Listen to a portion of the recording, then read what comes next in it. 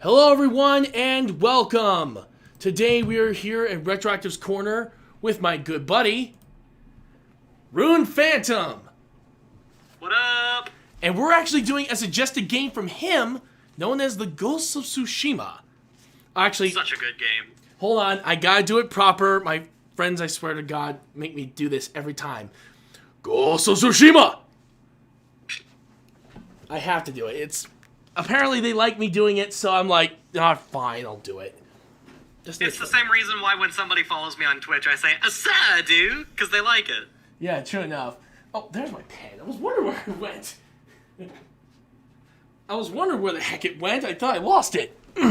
Alright, Fair enough. so today we're looking at Ghosts of Tsushima. I actually got to play a little bit of it. I'm not even through a third of the game already because I've just been exploring the living hell out of the place. So whereabouts are you as far as the plot's gone? I had just, I think I'm just became the ghost, and I'm mainly just traveling around hitting several places as I can. Try to gain some more equipment and experience. So you probably haven't rescued you haven't rescued Lord Shimura yet. No, I have not. Okay, so you're still in the first act. Yeah. Such a good game, though. Yeah, I just had to take time to explore the living hell out of this place, guys. It's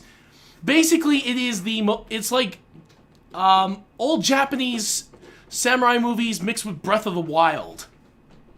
It is literally the island of Tsushima, circa, I want to say... 1300s? Yeah, 1303, I think. So That's what I thought. The neat thing about this game is that this game is based on an actual historical event that happened. Now, it takes a few liberties, but the Mongolian hordes did actually try to invade Japan through the island of Tsushima. Mm-hmm. What happened was they almost succeeded. They had managed to conquer the island when a hurricane came and swept them away. Yeah. From what I remember, it did a lot of damage to the army, and they couldn't even resupply or anything like that. They were basically screwed. They had to abandon the island. Yeah, no, they were forced to flee. Yikes. Talk about Mother Nature fighting back, huh? Oh, absolutely. It's actually one of the reasons why hurricanes are referred to as kamikaze, or god of the wind. That makes sense, though. Considering that literally the God of Wind decided to just absolutely wreck the Mongols, saying, haha, divine intervention, bitch. Basically. But, so the main character, Jin Sakai, is supposed to be the personification of that storm. Well, that's a really smart idea. Oh, it was super clever. A lot of that game is historically accurate, a fair amount of it isn't. So, for the time period it's set in, samurai had not yet started using katana. They focused mainly on archery and horseback combat. Mm-hmm. But, I mean, it's a samurai game. We're not gonna give it too much shit. True. Not for that. True, the katanas were, I think, perfected right around the mid to late 1300s, if I remember.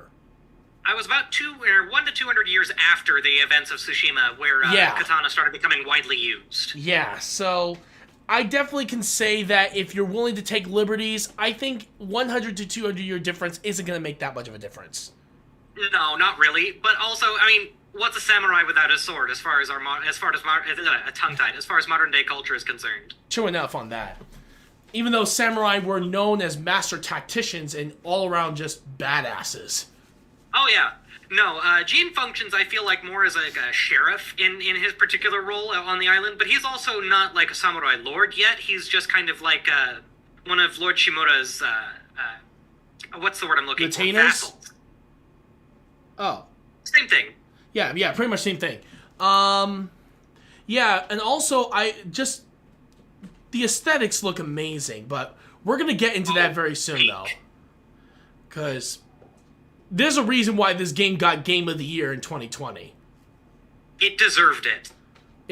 It's truly one of them. I am so sad I never bought this earlier. I am too, my man. I bought it on a lark about a month and a half ago, and I could not put it down. Wow. Yeah, for me, thanks to you recommending it, I bought it, I started playing it, I haven't stopped yet. I'm glad to hear it. I'm really glad that you're enjoying it. Oh, good lord. And yes, I did do the Japanese sub in this particular case to start out with. Oh, I was gonna be disappointed if you didn't, because it's even so. The funny thing about that is the setting at the very start, where you can have it Japanese audio and English subtitles, is called Samurai Cinema, and I love that. That is awesome. I actually tried setting it on the whole black and white filmmaking in a way. I used that filter. I did not play it with the filter, but because I didn't like it. But I understand why you would. It definitely brought me back to the days where I used to watch a lot of those classic samurai movies. Oh yeah, no, I used to watch those older kung fu movies with my grandpa all the time, and he's actually the reason why I like samurai movies and westerns too. Nice. So it felt in a way like I was being that kid again, bonding with grandpa over old movies again. Oh yeah. Alright, so, yep, just like we were both talking about, we're talking about Ghost of Tsushima, people. It is, I'm just gonna straight up say it, possibly one of the greatest modern games of all time, and that is a really high honor for me to give. Look, it's easily one of the best games Sucker Punch has ever made, and we're talking about the studio that came out the gate in the 2000s with Sly Cooper, which was great. And then they did Infamous, which was even better. They took everything they learned and they put it into Ghost of Tsushima, and it came out 10 out of 10. Oh yeah, and actually we did do a review of the Sly Cooper games way back on the channel when we had Outcast Core and a couple of others joining us for that episode. And for what it's worth, it was one of those games that just absolutely surprised the hell out of me. So when I did hear that these guys were the same guys who created Sly Cooper, I was thinking, well, this is gonna be a masterpiece, no doubt about it. Oh yeah. No, especially considering how good Infamous was, and I mean, Infamous is a solid 10 from me as well. Like, Sucker Punch hasn't put out anything that is less than gold, in my opinion, in the last 20 years. True enough. And, for me, there's actually, one of my buddies actually believes that this is basically, like, first form, and yes, he always uses Dragon Ball references. Dragon Ball Z, whatever. Basically said Sly Cooper was first form Cell. Second form Cell is, of course, Infamous. Perfect Cell is freaking Ghost of Tsushima. Seriously, I cannot wait to see what they put out next because it's that good. Like, there's no way they're topping this. I don't think they could. If they could, that would be amazing. That would be a feat in itself. It really would. Alright. Now, what would be your score of 1 out of 50 you would give for this game right now, straight up?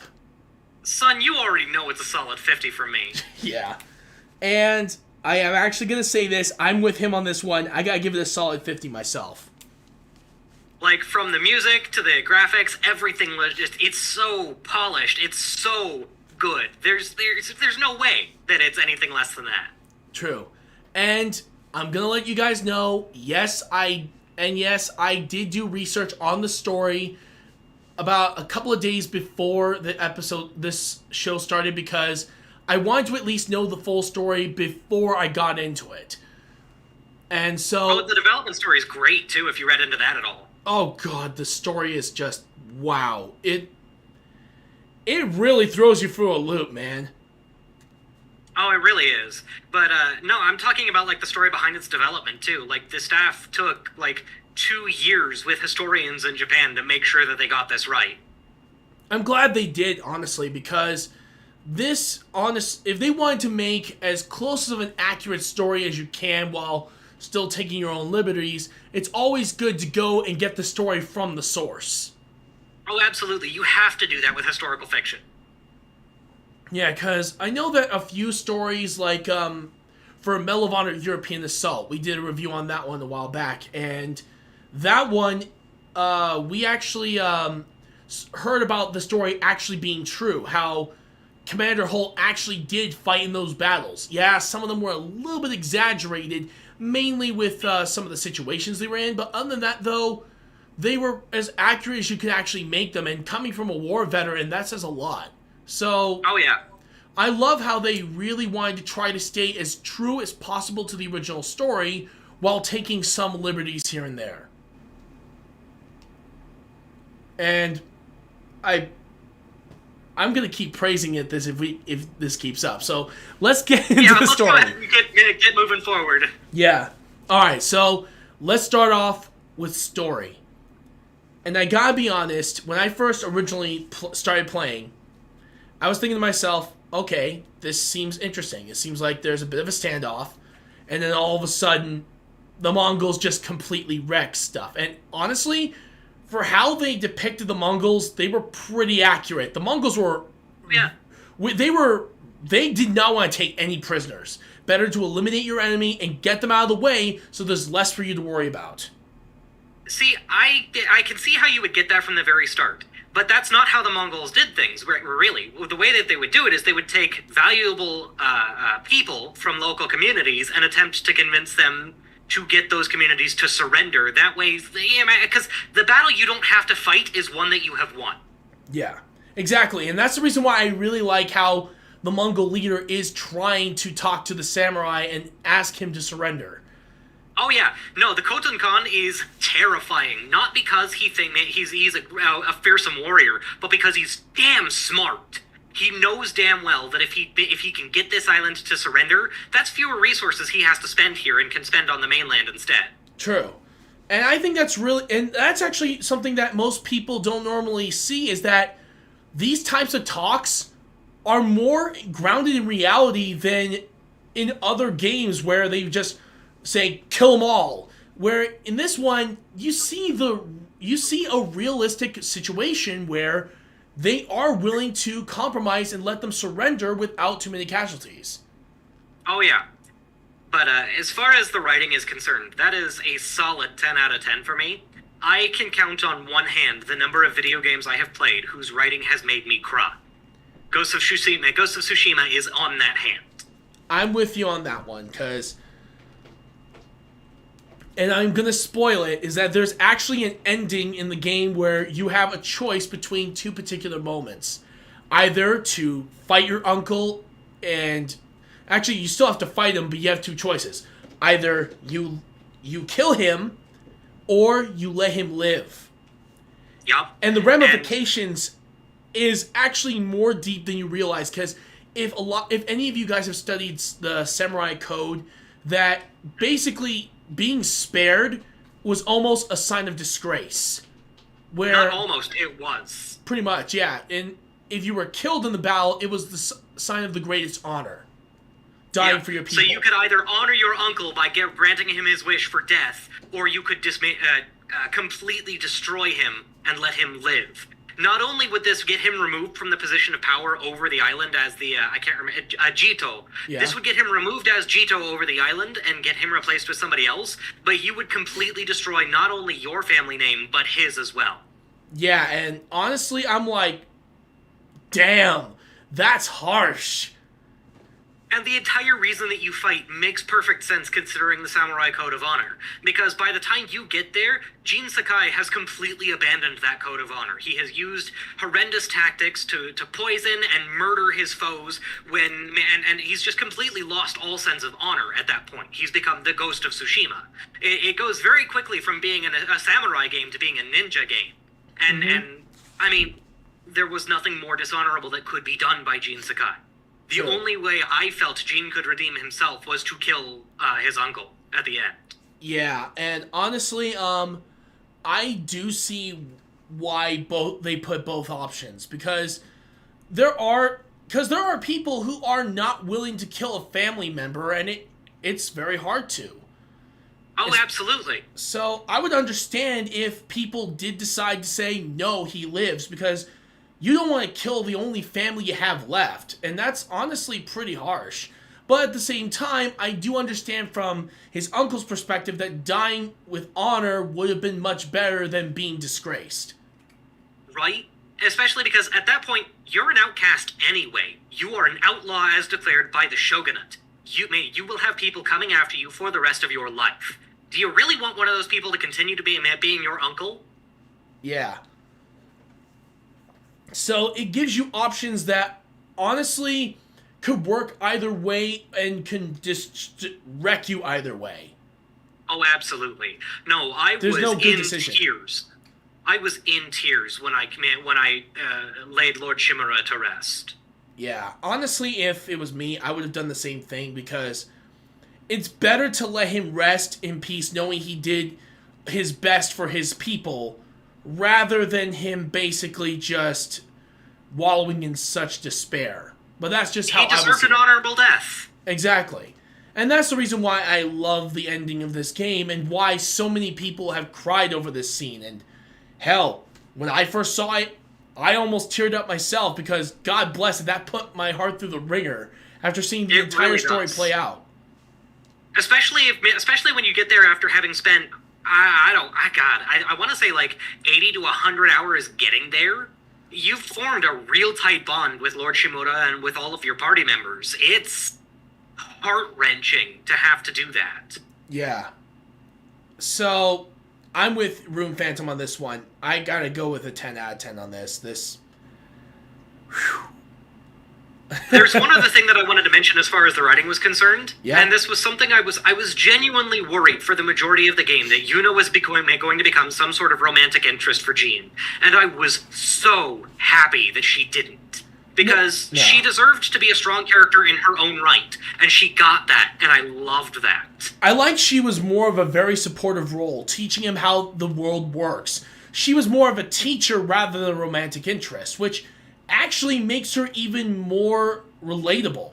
You want to make sure that this guy survives, but you also are willing to teach him what you know, so that if he does decide to use these skills against the enemy, might as well. He might be better off than most. But yeah, no, she fills a very instrumental role in throughout the whole plot, and I felt it would have been disrespectful for her to become a love interest at all. Clearly they have a bond. True. There is potential there, and the potential being there is enough for me. Mm-hmm. But it's more of like, we're hardened, we've come together through battle, and we've become close as a result of that. Yeah, it's more of a sign of brotherhood more than anything else. Exactly. And again, it makes sense. Basically, it almost reminds me of soldiers fighting with each other during times of war, like brothers in arms, fighting for a common cause. Because war like that can do that to you. Because sometimes you can forge bonds with people you never even met before, and those bonds just last for an eternity. I feel like it definitely captured that. I mean, we could talk about the story forever, though, because there's just so much, and it's all so good. Oh, yeah. I'm just gonna say up, people, I recommend this game, and even though we're still have the rest of the review to do, I'm still saying get it. I regret not getting this game earlier. Recommend. I regret getting this game late. Hey, I'm glad you did it now, though. Oh, yeah, I'm gonna enjoy this for a long time. I will say, if you're not into westerns, if you're not into samurai movies, you may not enjoy it as much, but even then, it's still a well-designed, well-written... Like, if you're just looking at it from the perspective of it being a video game, like, it's still so good. Oh, yeah. It almost feels like you're watching a samurai movie. It's that good. And admittedly, like I said earlier, I am absolutely biased in favor of this game, because it's got a lot attached to it for me. Mm-hmm. For me, I'm not as biased, and yet I still love this game. And it's truly... The story really hits it. But now it's time for us to talk about the characters. I mean, we did start on that a little bit already. Still a solid 10. So, what I really love about Ghost of Tsushima is that it feels to me like an end of the age of silent protagonists. Because... They absolutely could have had Jean be a mostly silent protagonist, and it would have been okay, I guess. But seriously, as the main character, he and his voice actor, like the writing kills it, his voice actor nails it. Like, he is exactly the kind of, like, cold, stoic warrior that you want him to be. And he's emotional when he needs to be, but it's kind of like, it's just so... Whoever did the voice directing, whoever hired the voice actors, those people deserve all of the accolades. Because it's too good. I keep getting distracted because there's, like, so much good, you know? True enough. And honestly, I do love, I just love the entire cast. Each and every character feels human. More than I can say for most games where you have some characters you would be better off without, or you just completely ignore this one. With this cast, no. This is one of those rare moments where the cast is just freaking fantastic. Oh, 100% on point. No, but there is not a single voice role that was wasted, in my opinion. Oh, God, no. Oh, Lord. And when you get those scenes where they actually talk to each other, you feel like you're listening into a conversation. Like you're learning about more about this place. One of my absolute favorite scenes happens about halfway through Act 2. You've met one of the last warrior monks by the name of Norio. Mm-hmm. And he's dealing with the loss of his brother, and you sit down and you talk to him about his loss, and this feels like two warriors just sitting down and letting them know that they're there for each other, that they are brothers in arms, and they will always be present to provide support. And it's so good. Yeah. I have a couple of friends in the military who went through a pretty traumatic experience. I think one of my friends was in a village at the time. He was passing some toys around to some kids when all of a sudden an explosion rang out and everything was in complete chaos. By the time the gunfire was over, the little girl he would visit every single time he was deployed unfortunately died from that explosion, and he felt he felt like he was responsible for her death being out in the field. And his friend who had just lost his girlfriend to cancer, and these two bonded and tried to help each other out through it. It reminded me of that instance, and that type of bond you forge through those types of connections and through mutual understanding as well as empathy is just absolutely beautiful no matter what situation it is. It is, even if you are only an observer to it. Yeah, and there's a lot of movies that have done this very type of scene before, but I don't think any of them have done it to this extent. Well, it also really helps, I think, that we get to live through a lot of Gene's trauma with him. Because a lot of his trauma comes from the battle at Komoda Beach, the horrendous things that the Mongolians have done to his people. And just getting to live through that with him helps us forge that bond with the side characters, too. True enough. And it's really one of those few moments where you really start to see just... God, the emotional connection you get with these characters is very rarely replicated. Especially with every single video game I've played over the years. And trust me, I've played a lot. Check out my channel for a good example. But it really shows that when it comes to the characters of this game, this is one of those rare moments where you get a modern game that connects you to the characters so well that you feel like family to them. Oh, yeah. Look, I know that this is going to sound like heresy to some people listening, but straight up, BioWare could take lessons from the writers at Sucker Punch, because I have not played a BioWare game that's gotten me this connected to the characters ever. For me, when it comes to BioWare, the only games I would say that really did that very well is Knights of the Old Republic and the Mass Effect trilogy. You actually, just like in this game, you really get connected to the characters throughout their entire adventure together, facing down the Geth, the Reapers, the Collectors, all that stuff. So you really get to see a lot of the connection build. You get to know each and every character, their interests, their dilemmas, their decisions.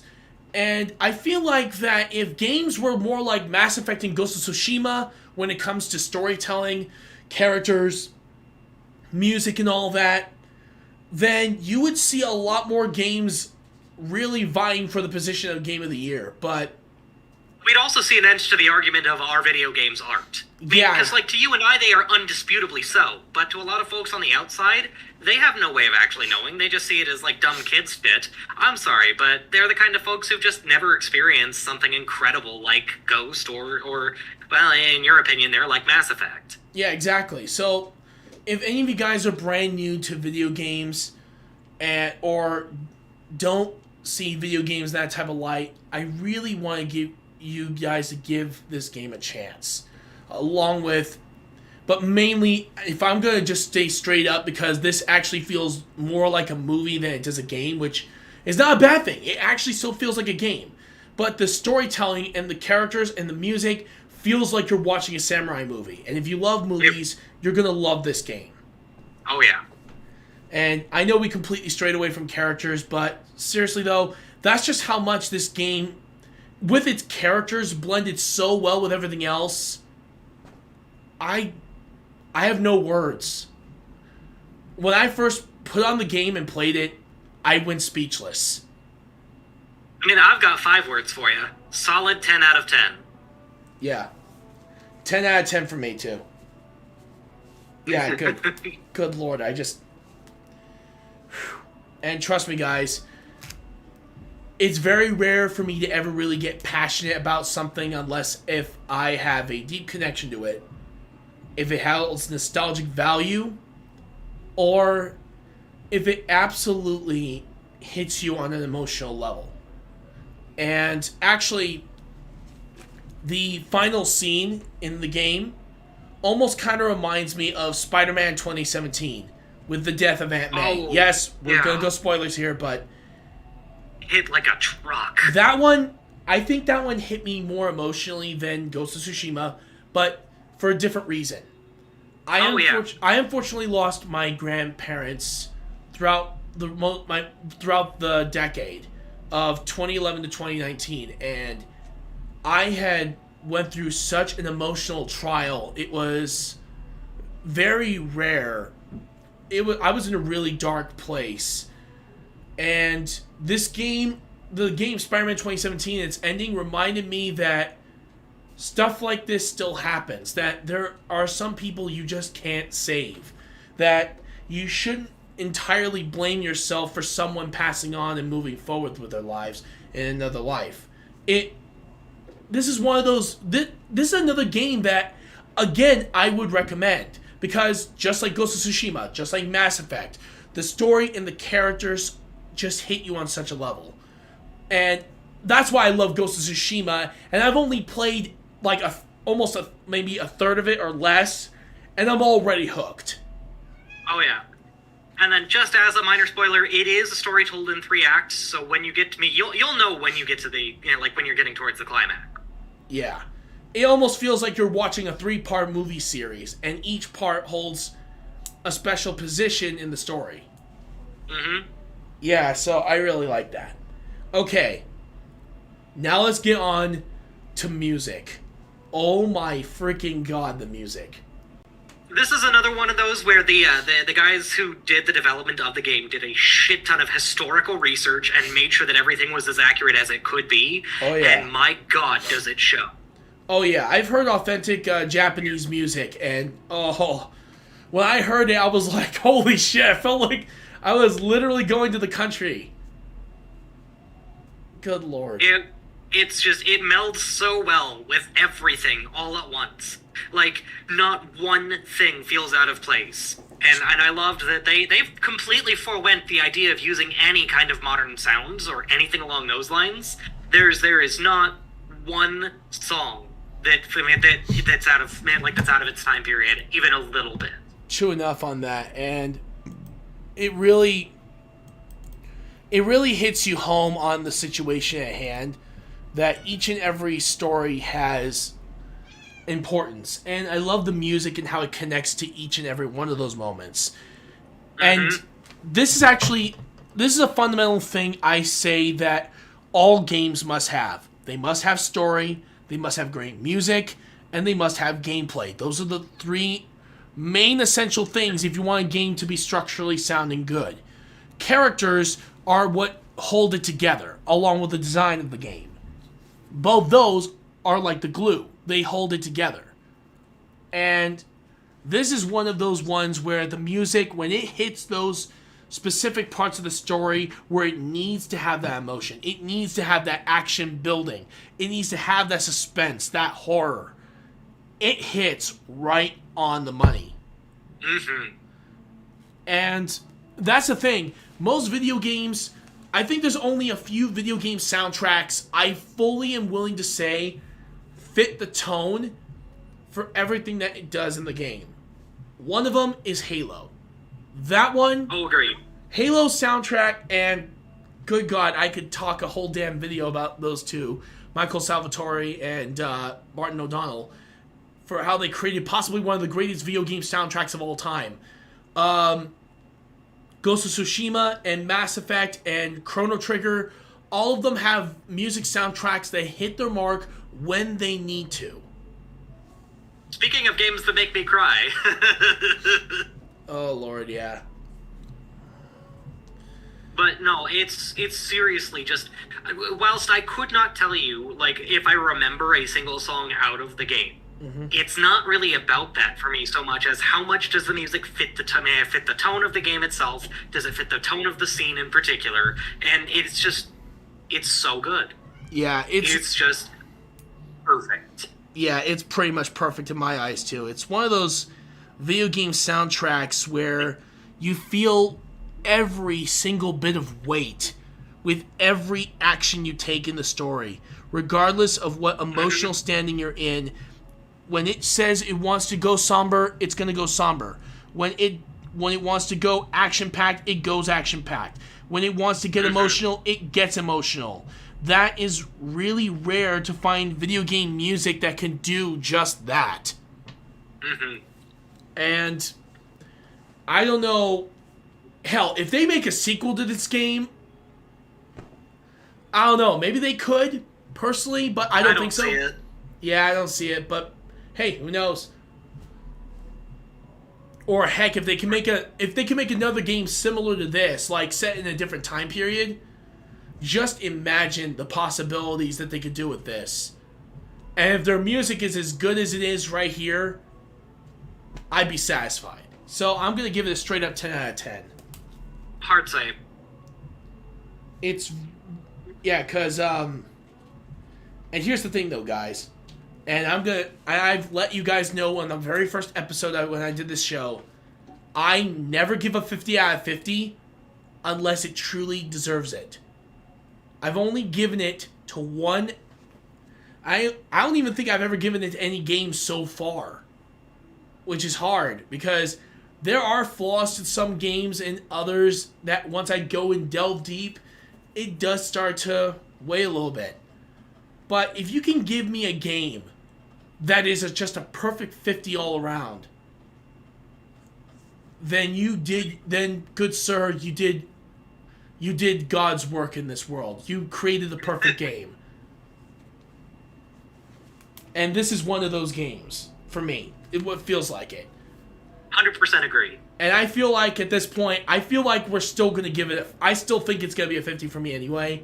But that's the reason why I'm so confident in my number choice. I mean, I'll be totally blunt with you. I knew exactly what my number was coming in. Yeah. Oh, yeah. Okay. Now we're getting on to design. Oh, Jesus Christ's sake. This game looks beautiful! So good. Oh, like, whoever did the art design, whoever was in charge of the landscape, it's... Okay, I have played a ton of games in my time. I've been playing video games since I was 7 years old. I have never seen a landscape so lush, so full of life, and so vibrant in a game ever. Yeah, it definitely has the scale of Breath of the Wild, but on a much grander scale. It looks and real. Without the stupid towers. Exactly, yes! Oh, Lord. But... Thanks, Ubisoft. I swear to God, though, that when I first decided to go on the hillside and just look around me, I was in tears just from that. Oh, yeah. And one of my favorite things about this game is that you almost never, unless you fast travel, see a loading screen. Not once. I actually love how they use the wind as a guide to where you're supposed to go next in your objective. I'm like, well, and damn. there's a plot-related reason for that, too. Well, sort of. So, like, the Japanese are very spiritual people. Yeah. And one of the things that you get told early on in the game is, as long as you carry the sword of the clan Sakai, your father will be the wind at your back. Mm-hmm. That's pretty cool. And, yeah, and the wind is always at your back because you're following it to where you need to go. So it's like the spirit of your father is leading you to save the island of Tsushima. That is awesome. Especially Like, every single design choice that they made. Sorry, I didn't mean to interrupt. No, actually, the only reason why I say is that it also feels like a great nod to the actual historical event, like the winds of Tsushima were guiding him to defeating the Mongols, which, in a way, the hurricane did defeat the Mongols. Oh yeah, no, you haven't gotten to the end yet. You'll really appreciate that part. But no, like what I really love about everything in this game, other than literally everything, is that every single design choice is deliberate, and you can tell that it was handcrafted with absolute love and respect. And it's just so well done that it's impossible to call it anything other than perfect. Pretty much, yeah, because there's actually a few great scenes here where they just absolutely... Oh my god. Alright, I'm almost about to cry again, damn it, because I just remember this amazing scene. It was the sunset, and I saw the sun setting, and I'm thinking to myself, I wish I lived in this time period for how beautiful this scenery looks. Because if it was this beautiful in real life, then by Jesus, I want to go back there and find out myself. Because this looks breathtaking. It really is. Beyond that, though, I mean, just as a typical, like, you know how a lot of games have tutorials these days and they can be a little handholdy? Yeah. Well, Ghost does have them. They never feel handholdy. Yeah. Like, you get the flashbacks where you go back and, like, you're young Jean and you're fighting with Lord Shimura so you can, like, better train your swordsmanship and shit. And that stuff, it never felt once like the game was trying to be like, okay, Junior, here's how you do it. It was more along the lines of, like, it felt, how do I put this? It just fits so naturally into the game itself that it stands out on its own in a way. Like, because here's the flashback with Lord Shimura where you're learning how to fight, and compare that to any other game where it's like, tap R2 to fire your gun, or, press these buttons to combat. Like, it stands out because it's not generic, it's not handholdy, and it's not even, it's just too good. Yeah, it made you feel like you were actually training with someone. Yeah, exactly. And not to mention, and talking about that scene I was saying earlier, and this is actually where I believe the music really does help, because I remember hearing this amazing soft tone track as the sun set, and I saw the leaves flying in the distance. I was like, no words. I actually had to walk out of the room just to give myself a break. Good. Yeah, the design is truly, and I can't believe I'm saying this, it's truly godlike. 10 out of 10. 10 out of 10. I'm not joking, guys. And here's the thing, I'm not trying to exaggerate here. I actually believe this game, and not to mention, look at the character models. They look as close as to real-life humans as you'll ever find. Oh, yeah. No, Weta Workshop could take some fucking notes. Oh, yeah. Because, good God. But it also shows you just, we've come a long way from how we first started making video game characters. Oh, we really did. Because we went, no Lara Croft. Yeah, we went from characters like Pac-Man with his circle mouth and everything, going straight into Ghost of Tsushima with these realistic human figures. And the most incredible thing about that to me too is that it's only been like 40 years. Yeah. Since the video game industry got mainstream. Yeah, because if we're gonna go even further back, we could go back to like those little radio station games where you actually like Tennis for Two. If we're gonna go as far back as that, or yeah, but that's like Pong. 1978, I think. No, that was actually 1960s. Oh, really? Yep. Pong's been around for quite a while, along with, of course, Tennis for Two. Right, but I'm talking about like the mainstream video game industry. Oh yeah, I'm talking like yeah. Oh yeah, no, it's only been 40 yeah. years since this industry started being a thing here in the United States, like as a whole. Yeah. And the advancements that we've made in that 40 years is incredible. Movies haven't made that kind of stride. Yeah, for movies, it took well over 100 years. Where for us, it definitely, heck, even animation, cartoon animation. If we go with that, that one started way back. since like the Oh, late yeah. 1890s, and that shows you just how far we've come at this point. Oh, But yeah. to have that type of jump seems normal. Having a jump from video games like that is insane. Oh, 100%. So that's why I'm still going to give it a still 10 out of 10. It's absolutely fantastic. And now, the moment of truth.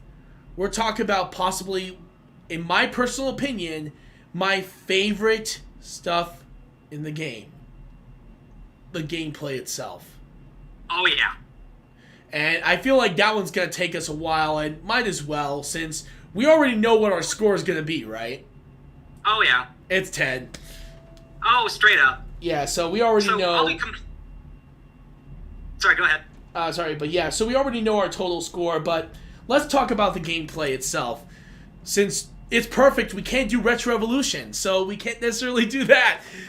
Yeah. So I'm a subscriber to the John Carmack school of thought. Story in a video game is often like that of story in pornography. It's expected to be there, but it's not really necessary. what?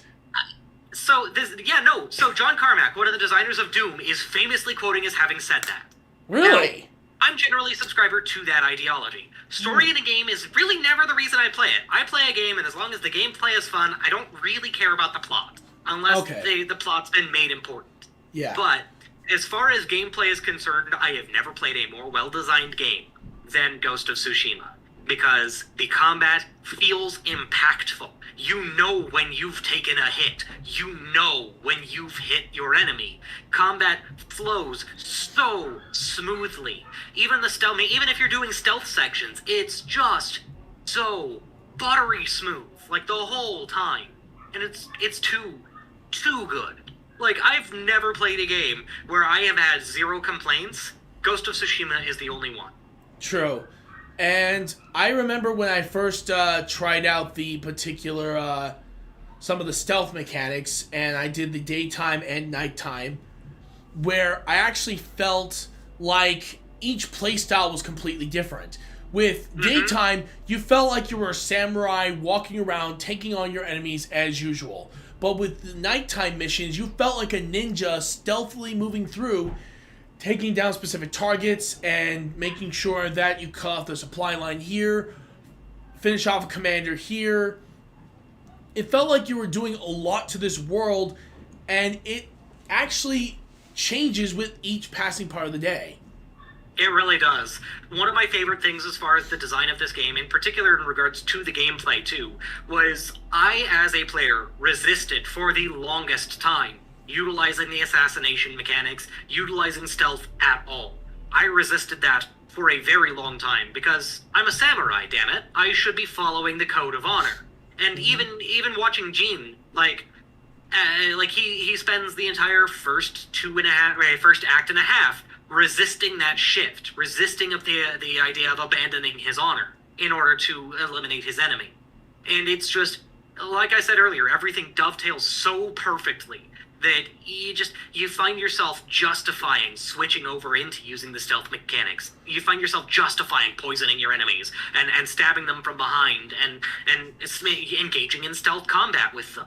Mm-hmm. And it's so well dovetailed that I didn't even realize that I hated the Khotun Khan until I killed it. Damn. Oh yeah. No, I realized after I killed him that I did not do it because it meant to save Tsushima. I did it because I hated the Khan. Yeah, definitely understandable. And that's not something a samurai does. Yeah. Samurai never kill for hate. They never kill for vengeance. They only ever kill because it is the right and what's the word I'm looking for? It's the right and honorable thing to do. Yeah. And honestly, when it comes down to the gameplay, I also like the different equipment that you get your hands on that really do allow you to customize your character the way you want him to be. And if you prefer the arranged combat, there's outfits for that. If you like getting those standoff streaks, there's outfits for that. If you like going for stealth as a ninja, there's stuff for that. If you want to go full body armor, taking on a whole bunch of enemies, there's that too. If you even want to go with nothing but a loincloth, you could do that if you want. You really could. The other thing that I really like, though, is the charms. The charms are so cool. Because each single charm that you get does something different. Well, by and large, any major charms you get. So the kinds you get from the Kami Shrines all do something that radically can change how you play. For example, there are charms that make the distraction tool into a deadly weapon. There are charms that make it so that you heal upon defeating an enemy. There are charms that make it so that you get a percent chance to get resolve back after you use a skill that costs resolve. Stuff like that. Yeah, and when it comes down to the equipment you use, oh my lord, that fits the image of a ninja for me. Where you're using... Oh, it definitely does. Yeah, because, yes, for all you guys who are big Naruto fans and whatever, the one thing that is true about ninja, they love fire, especially explosives. Hell, there are ninja in history that have used rifles, cannons, bombs, firecrackers. I'm not joking, they've used it all. So, to see him making all these weapons and tools made me feel like, holy shit, this dude is actually using them like an actual ninja would. Oh, he definitely does. One of my personal favorite ninja tools that you get is actually the, oh shoot. It's actually the kunai, because it's super useful all throughout the entire game. Like, yeah, you start off really early, and it's useful, I guess, because it breaks enemy guard, and that's cool. But then, like, you get better at using them by upgrading your skills, and suddenly you're throwing, like, 4 knives at once, breaking 4 enemy guards, killing lower tier enemies with them. Like, not one single tool is useless, and I love that. Yeah, and actually the cool thing, and I actually found this out by, and yes, I'm going to say this, I actually did watch another channel when it comes to researching ninja, Gaijin Goomba. Check out his channel if you ever get a chance. And I love Gaijin. Yeah, because Gaijin actually makes some good points that shuriken those knives, the kunai, were never meant to be throwing weapons. But yet, however, here's the thing. They're farming tools. Yeah, exactly. But here's the thing, though. You could use them as a distraction, which could break the guard of a certain warrior if you catch them off guard. So, that, in a realistic sense, is what you would normally do with a thrown object. Break their guard, make them hesitant, and then strike while they're completely distracted. Exactly. And the other really big deal with this game in particular, as far as combat itself is concerned, is that the hardest part of fighting an enemy warrior is breaking their guard. It's not getting your sword in and hurting them, it's getting your sword in at all. Yeah. Because, like, you can very clearly see when you land your strikes, they hurt your enemy. But if you land your strike and you don't break their guard, you're not doing damage. Yeah. So you've got to stagger them first. Exactly. And it's so good. Like, that's I don't know if I've told you this. I fence in my spare time, and that's always been the hard part. Like, you can jab at a guy all you like, but if he can deflect your blade, that's not going to do you any good. What you want to do is you want to find some sort of chink in their armor and take advantage of that. Yeah. It's like how I did sword training. Me and my friends would always try to train with blades whenever we could. We actually had one of our friends was actually studying kendo at the time. So he taught us different techniques to learn how to, of course, stagger your enemy. Try to get them off balance. Be ready to strike when they're completely distracted. But, however, and this is strange even coming from him, even he says, in a real life fight, if you see a rock on the ground and you want to throw it at him, do it. Because that way, it leaves him wide open. Because, trust me, for as much as I want to go with a battle of honor, if there's a chance to survive, take it. Oh, yeah. And that's not very samurai-like, but, I mean, we're no longer samurai, we're ninja now. Yeah, basically. So it fits his mindset when he does become a ninja. So I think it's a really smart plan on that part, where in the first act... He also never calls himself that. Yeah, he never really calls himself that at all, it's strange enough. He just calls himself a ghost. Yeah, he just adopts the moniker of the Ghost of Tsushima and, like a ghost, shows up, eliminates his enemy, and then disappears. Yeah, I think that's a really cool name for him, the Ghost of Tsushima. Oh, it's so good. It really makes you feel like he's in this otherworldly presence, like he's a spirit of justice. Oh, yeah. No, that was the feeling I got the whole time, too. There was actually a bit at the end of Act 2 that I hated, because... And I didn't hate it in like this is bad way. I hated it because it made me feel really terrible. Was when you go to fight your friend Ryuzo. and you've got no choice but to put him down. I love that Gene still tries to do the right thing, even at the end, by saying, look, we can go back, we can fight together, all you have to do is lay down your weapon. And then Ryuzo basically double crosses him and sacrifices, attempts to sacrifice you to the Khan, and you're stuck there. You've got no choice but to fight and kill your friend. Yeah. And honestly, that's actually, that unfortunately during times of war, it really tests you. It tests It really your friendship. It tests your bonds. And sometimes if people are desperate to survive, they're willing to do whatever it takes if it means getting to live one more day. So that seemed like a realistic scenario for someone who's in the middle of a war just trying to survive. And the whole thing with Ryuzo, too, is very well explained, because he became a Ronin. He became the leader of a band of mercenaries called the Straw Hat Samurai. And he sided with the Khan in order to keep his men safe. Yeah. And for those of you guys who don't know what Ronin are basically masterless samurai. They basically have no master. And if you guys have ever heard of the 47 Ronin, that's an actual true story of 47 Ronin from this samurai master who unfortunately passed away. And it was due to an assassination. So, instead, out of all 900 of his retainers, 47 of them decided to go to that specific lord and kill him. And, which they did. But unfortunately, they had to commit seppuku, since what they did was technically dishonorable. But other than that, though, it shows that, and yes, that is an accurate thing. During those times, there were Ronin out there who actually were mercenaries who traveled around being hired by other factions or other nations at the time to serve in war. It's almost equivalent to what you would see, like he said, mercenary groups in Europe, which were very common back then. But yeah, no, solid 10 out of 10 across the board for me. True enough. What other gameplay mechanics do you love about this game? Because I still love the whole wind as your guide thing. That's pretty freaking amazing. Oh man, it's easier for me to tell you what gameplay mechanics I don't love, and that's none of them. That's true. I actually do like how they really do implement stealth very well. And actually, I know I'm going to get a lot of flack for this, and I swear to God, everyone's going to put some hate in the comments. I wouldn't be surprised. I actually do not like the newest Assassin's Creed games that have been coming out. Mainly because of one reason. They got rid of the stealth.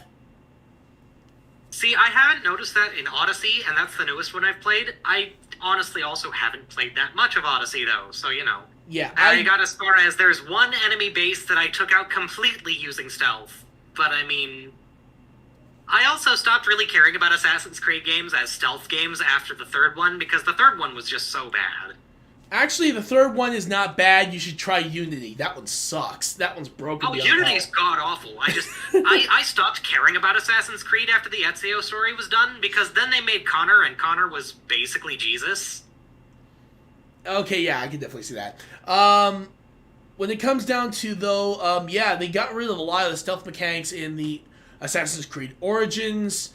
In Assassin's Creed Syndicate, surprisingly enough, didn't have as much stealth as I originally thought it would. Then there's Valhalla. That one barely had any stealth, and if it did, it wasn't necessarily that good. I actually had to put it on the hardest difficulty just to even have a challenge. I mean, that's pretty common with games like that these days, especially since the stealth action game's really fallen out of favor with your general video game audience. There's a reason why we'll never get a Metal Gear. True. But that's also the reason why I love Ghost of Tsushima. They really implement the stealth to the best of its ability, and it really does depend on what you do in it. Oh yeah, no, the bad guys are smart, and I love that, because they catch on, they catch wise to what you're doing real quick, real easy if you're not careful. Oh yeah, I remember this one time that I was playing through the game. I had just arrived in a small fort. I was just about to go and sneak in, and I've done this plenty of times. I go in, take out the guards like usual, plant some explosives, blow some stuff up, then get the hell out of there while they're all confused. They caught on quick the third time I tried. And I'm like, I gotta get out of here. And I actually had to run and think of a new plan to get in there without getting spotted. Because they already know what I'm doing now. Oh yeah, no, and something else that I really loved is that the stealth mechanics are fairly cut and dry, but there's a problem that I've had with stealth mechanics in a lot of games. If you do a stealth kill, it's perfectly silent. Even if it doesn't look like it, even if it makes noise in-game. Bad guys don't hear it for some reason. Yeah, they do in Ghost. Yeah, in this one, it's actually kind of interesting because I actually got a chance to try it out where I decided to do an assassination kill like before. And I'm thinking to myself, okay, this is going to be usual. I can assassinate this guy, go behind this guy. All of a sudden, the dude turns around. I'm like, oh shit, I got to hurry up and take him out. And I had to take my sword out, then slash his throat just to take the both of them out before anyone found out I was in there. Oh yeah. No, and what's even cooler, I think, is that the main character doesn't really know how to kill people quietly until much later in the game. Because you see his stealth kills start getting better and better as he gets more adept at it. To the point where, at the end of the game, he's going for the lungs first to make sure they can't force air out, and then going for their throat. Yeah, that's actually really interesting. Okay. Oh, yeah. I got something for you guys. You have to do it on his Retro Evolution. But I want you guys to pick out how much do you find the art of war in this game by Sun Tzu.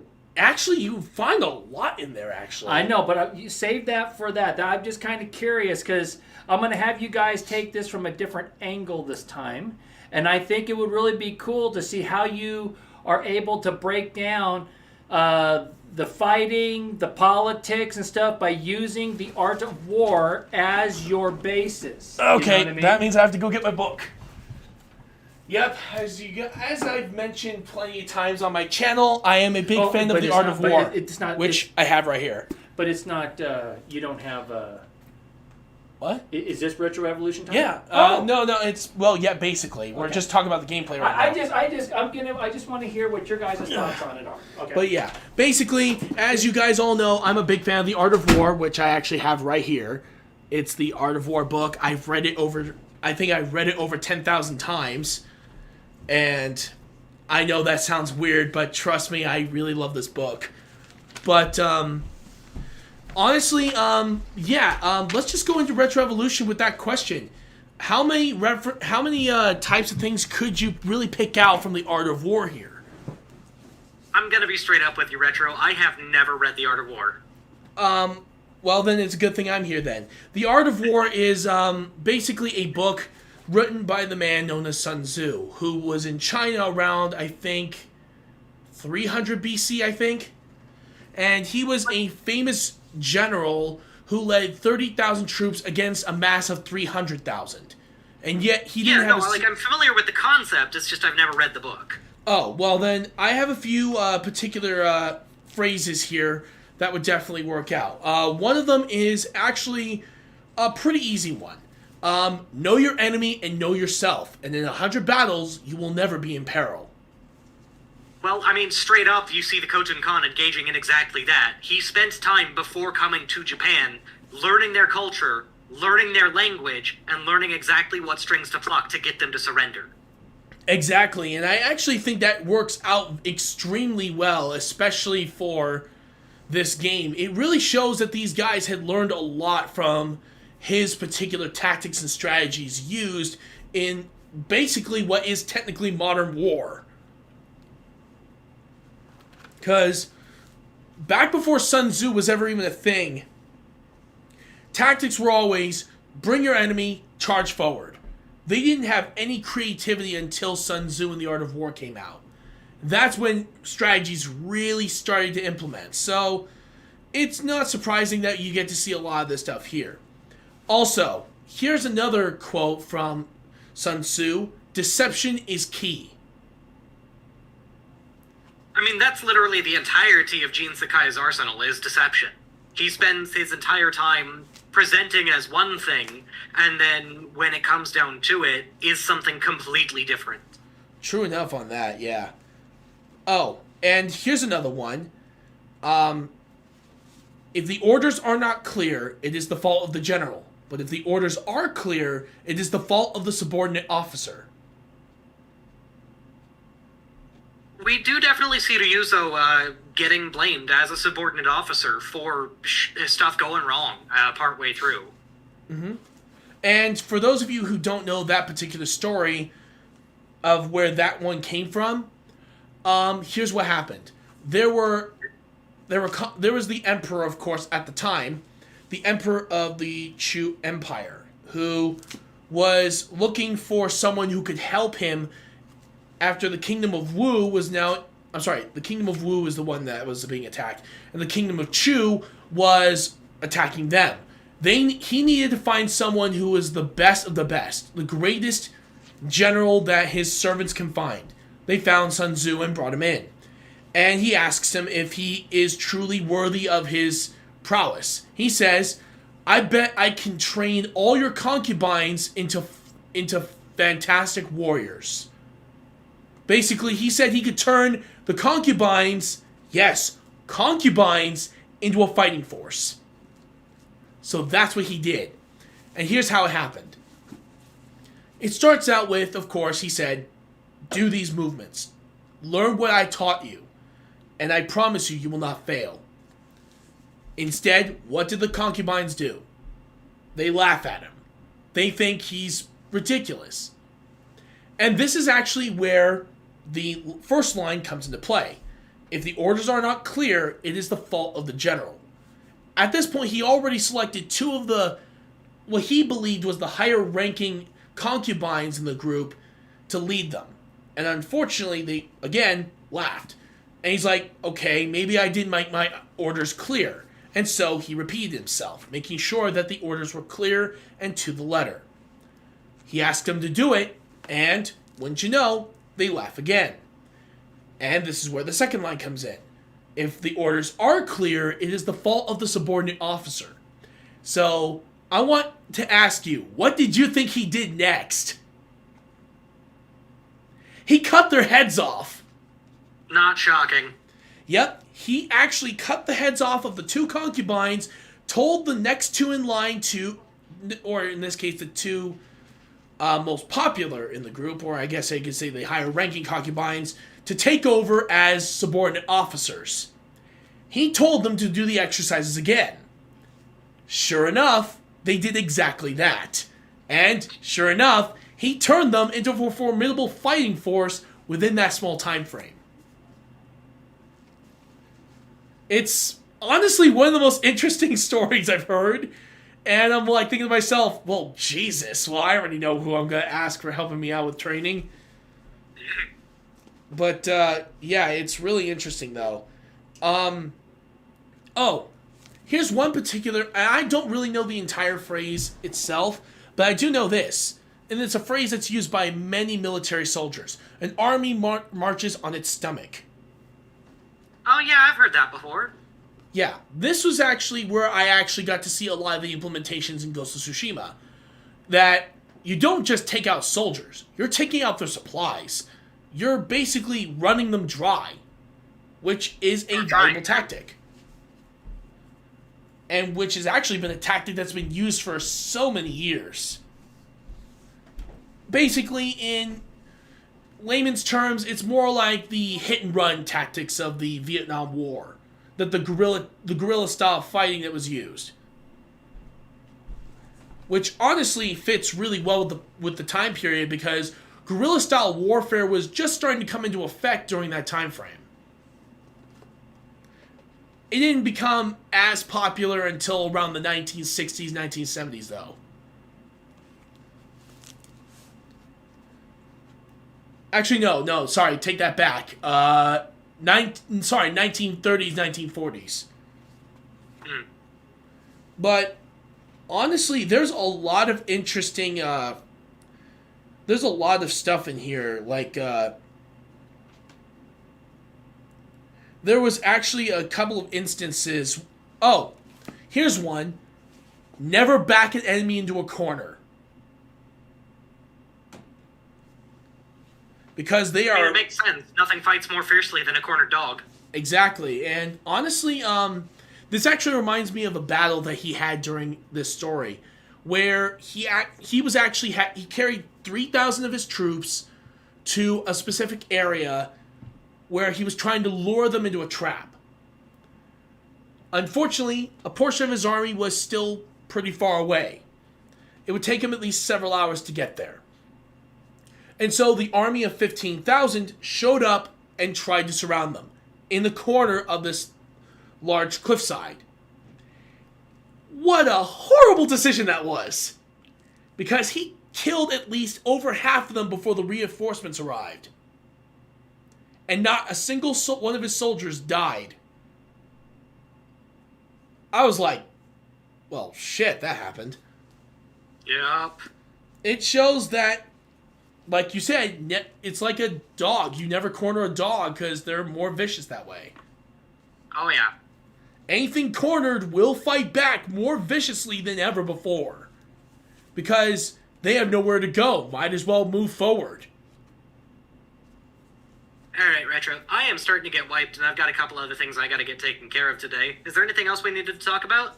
Actually, we do have at least several questions for you, actually. Oh, really? Yeah, and I mean, dude, as soon as I mention your name in the streams, people have been inundating me with questions. Alright, so... Well, I mean, they could always come ask me. Of course. And I always keep advertising your channel whenever we do these crossovers. Oh, I know. I appreciate that. Thank you, though. No worries, man. Okay, here's a question. Out of all the weapons and tools at your disposal in this game, what is your personal favorite? I mean, nothing beats the katana, let's be honest. Yeah. Yeah, that was a pretty easy one. Honestly, I can understand, though. The katana's so badass. Oh, it is. And, I mean, it's like they say, as far as, like, the training is concerned, it becomes an extension of Gene himself, and by proxy, an extension of you, the player. And the way the combat flows so smoothly, no matter what you're fighting against, is part of that being your weapon, too. Mm-hmm. Okay, here's one. She asks, what was honestly your favorite emotional moment in the game? Ooh. That's a tough one. It would be tough for me too, but this is on you, man. Oh, I know. I mean, really nothing beats that ending for me. Nothing hit me in the gut so hard as fighting and eventually putting down Lord Sakai. Or not Lord Sakai, Lord Shimura. Yeah. Honestly, I'm with you on that one. Oh god. That hits you for a loop. Mm-hmm. Alright, so the next question is, what do you think of the horse riding combat? Do you think it's as good, if not better, than Legend of Zelda Twilight Princess? Because I grew up with the Twilight Princess game for years, and I always thought that one had the best horse riding combat I've played. Between us, I never engaged in horseback combat in Ghost of Tsushima. As soon as I had the ability to engage in critical strikes from horseback, did those instead, because fighting on the ground was a lot easier because I had less to manage. True. Yeah, because he said that he's always been doing horse riding combat ever since Ocarina of Time and, of course, Twilight Princess. So I can see where he's getting at here. He must love doing horse riding combat a lot in games. Like, I'm pretty sure it's not bad, but I never engaged in it. Okay, here's another question. What was your favorite combination armor set? I don't know about combination, but the armor set that I used made for the majority of the game, as soon as I got it, was the ghost armor. But up until that point, I utilized the Rune armor a lot because it gave you better damage. And then early game, I used the family armor, not the family armor, but the armor that you get from helping Masako Dono. Oh yeah. Because that boosts your health and reduces damage that you take by a fair amount, which was great for the early game while I was getting used to the mechanics. Yeah. Here's another question. What did you think about the counter system? How you were able to counter and parry? I really liked it. As soon as I got the perfect parries and the perfect dodges down, I was a beast on the battlefield. Nice.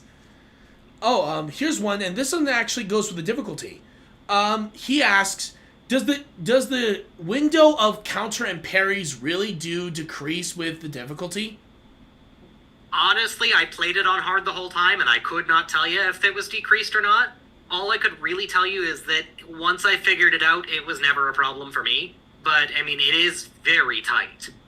It's between... I think the exact spot where you want to get the perfect parry is right when their sword would make contact with you, and then the perfect dodge is literally like 2 frames before it makes contact with you.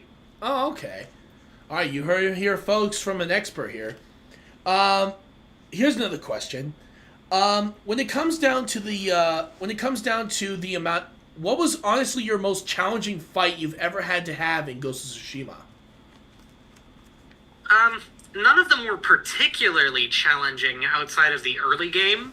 The toughest fight, really, for me, for the whole game, was the one against the Khotun Khan that you were supposed to lose.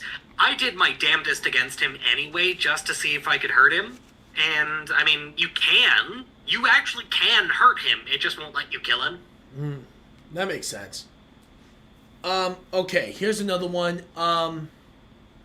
Have you ever had situations where you were surrounded and you had nowhere else to go, but you did have the ability, and since, of course, there are parries in the game, have you ever been able to face down an army of, like, maybe 12 to 13 enemies at once and still be able to come out on top? Oh, yeah. So the way that the game does that is... the way that I did that was through judicious use of the ghost tools. So you can absolutely just straight up fight your way out of enemies, and they are nice enough to only attack one at a time. But, I mean, the ghost tools really make your life significantly easier. You get the smoke bombs, and those can have healing incense in them if you've upgraded that skill. You get the kunai that break enemy guard. I mean, it's really just, you gotta make use of the tools at hand. Okay. Here's another question. She asks, how accurate are the weapons and tools, do you think, to the real-life versions? They're not accurate to the era at all, but they are accurate to their real-world counterparts. Yeah, because if I remember correctly, gunpowder wasn't... It was right around this time that gunpowder was just starting to get underway, and fireworks were mainly still at the time. This is before they became actual weapons. I'm pretty sure the Hwacha was actually historically accurate. Let me double check. The Hwacha was a Korean invention. I think it was made during the 14 to 1500s, if I remember. Pretty sure it was Mongolian. Let me double check.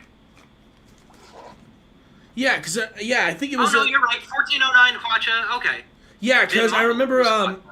My dad always complimented saying that. Yeah, that's our weapon. That's a weapon of our people. Fair enough. No, I was wrong. I don't know why. I always thought they were Mongolian weapons. It would make sense if they were Mongolian, honestly, considering that these weapons use black powder to the fullest extent, especially since, I actually remember a story about the Hwacha, if we're going to sidetrack here, where 200 Hwachas were all lined up on this wall against, I think, around 30,000 samurai. They launched them all at the same time, and I think a third of the army got killed and the rest fled. And that is an actual historical battle that happened with the Japanese samurai against the Hwachas. Which is insane, honestly, because, good God, shows you the amount of fear factor those things had. Oh yeah, no, that was most of the job of a Hwacha, was to be terrifying. Mm-hmm. Yeah, I actually got to watch Arlie Ermy Lock and Load, and we actually saw those things go off. That was insane. Oh yeah, no, because, I mean, absolutely getting hit with a Hwacha would hurt you, but it was never meant to cause massive damage to an army. It was meant to scare the shit out of them. Oh, yeah. Oh, here's actually an interesting question. How often did you ever use firecrackers and other explosive tools for distractions? You don't really use you don't really get a lot of explosives to use. You only get the firecrackers, really. I personally never used them because if I was trying to draw groups of enemies, it was better for me to peel one off at a time and to do it that way instead of getting an entire group on my head. So basically you wouldn't, like, use it as a distraction and then walk away and go to your objective? No, I would instead just take out the group in my way, just one at a time. Okay. So you had a different strategy in mind for your particular stealth missions. Okay. Oh, yeah. Okay, here's a interesting, here's a question. What type of tips would you give someone who just started the game? I just got in the game 2 days ago. I honestly don't know what I'm doing, and I've been dying every single time. I feel like I may be messing up on stuff, mainly with the stealth mechanics and the combat. I was wondering if you maybe have any good advice for someone who's a beginner. In combat, you don't have to parry. If you hold the block button, you will block an incoming attack. As far as stealth missions are concerned, just take your time. Make sure you pay attention to your surroundings. It'll be, as long as you do that, you'll eventually make your way through. Alright. You heard it here first, man. Okay, here's another... Oh, wow, this is a very interesting question. I had a feeling... I actually was wondering if you were ever going to stream this game. I think it'd be pretty cool to see you play this game. Not personally. I've already played it, and I don't like playing games again within a really close time. I usually give it about a year before I replay a game. Okay. Alright, so here it is first. A year from now, we may see him playing Ghost of Tsushima on the stream. Okay, here's... We have 2 more, and then we'll stop from there. This question actually is pretty interesting. Which philosophy do you follow the best? The Samurai Code of Honor or the Way of the Ninja? Personally, I say the Way of the Ninja, since it not only guarantees your survival more, but the stealth at least makes sure that you don't get spotted and everyone thinks you're some sort of spiritual entity, bringing a little bit of fear factor into the equation. I personally identify with Bushido a lot more than I identify with the Code of the Ninja, but as far as the game is concerned, I found myself justifying utilizing those tactics a lot. Mm-hmm. So I think somewhere in the middle. You're somewhere in the middle? Yeah, I'm with you on that one. I'm with you in the somewhere in the middle. I don't think I would have used some of the tactics of the ninja, but I would have used at least enough of them to at least gain an advantage, while still holding some code of honor. I never would have poisoned that battle, man. I would never have poisoned the Mongols, personally. No, I actually would have just made their deaths quick. I wouldn't have made them suffer like that. Oh, there was more to it than that. Part of the reason why I never would have is because if he had never poisoned the Mongolians, they never would have discovered which of the flowers on Tsushima was poisonous themselves, which would have kept that weapon out of their hands. That is very true, yeah. Let me see. And we have our final question. I have to put this here. There we go. When it comes down to Ghost of Tsushima, I honestly love the game to death. And for as much... But I always wanted to ask this of those who've played the game. What would be, personally, your favorite moment in the game that made you say, this truly is a masterpiece?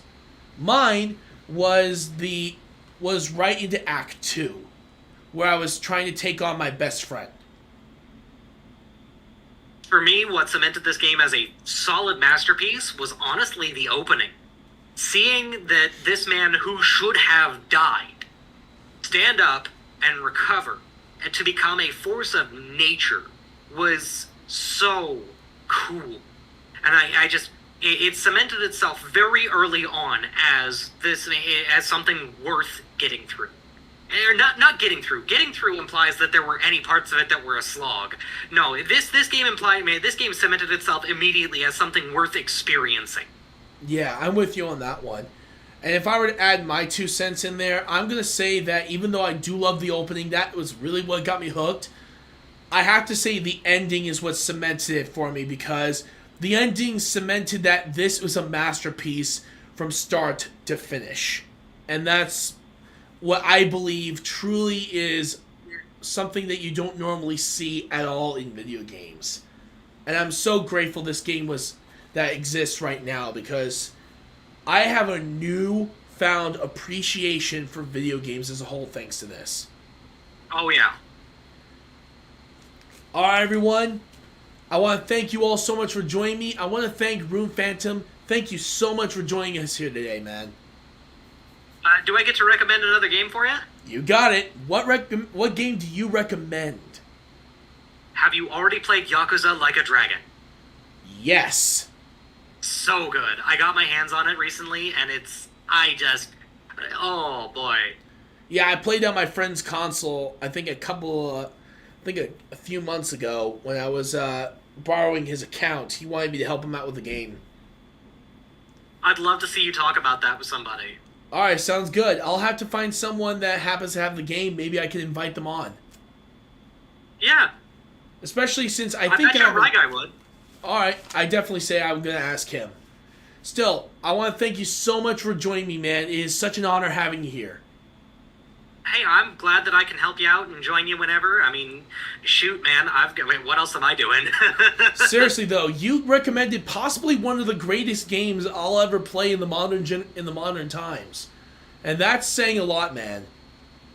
Hey, they're only gonna get better from here. I hope so, because if it does get better than this, I don't know if my brain can handle it. Hey, I'm hearing great things about the new Ratchet & Clank title, so... Yeah, I know one of my buddies is playing that one non-stop. He's just absolutely having the time of his life. And I am jealous of him, because I have been trying to get my hands on a PlayStation 5 specifically for Ratchet & Clank for the better part of 2 months now. Yeah, I'm still looking for an Xbox Series X as well as a PlayStation 5, and the prices are absolutely atrocious.